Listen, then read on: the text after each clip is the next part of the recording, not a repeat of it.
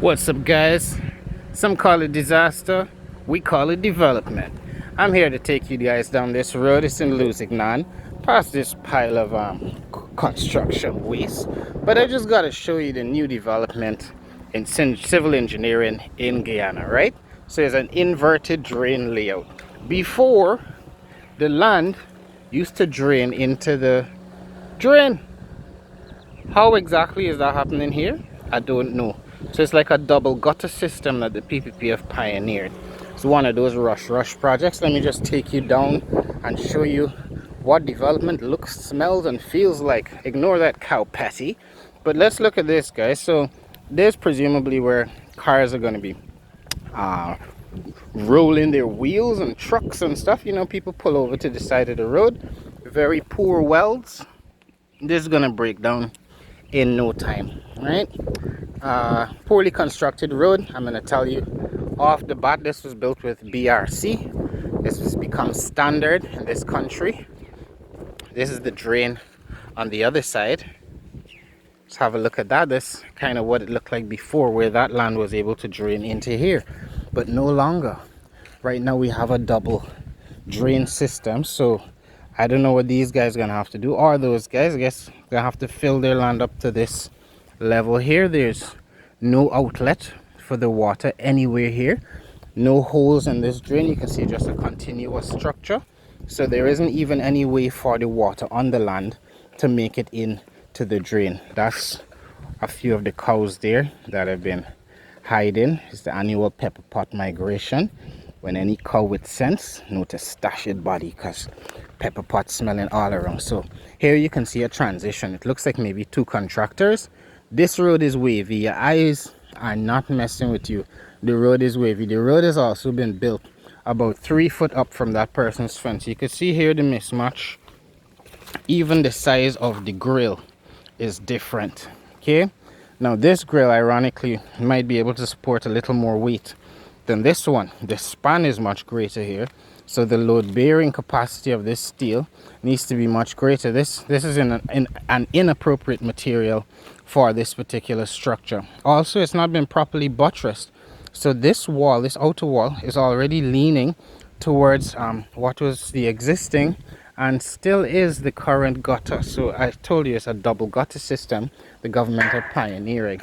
Sorry for these people who build in down here, right? And customary practice, just dig up the waste, whatever was here for the old road, dig it up, throw it at the side of the road, contract money make.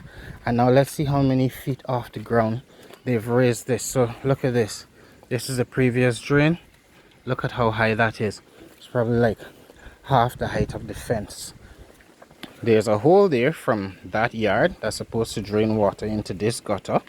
As you can see, there's no way for it to drain, right? This is absolute insanity. Don't know what else you could call it. Let's just check a little more of this out. Okay, and here we come to the abrupt end of the road.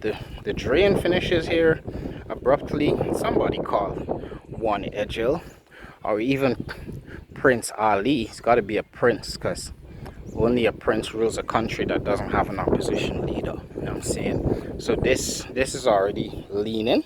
Okay, and nice stagnant water here.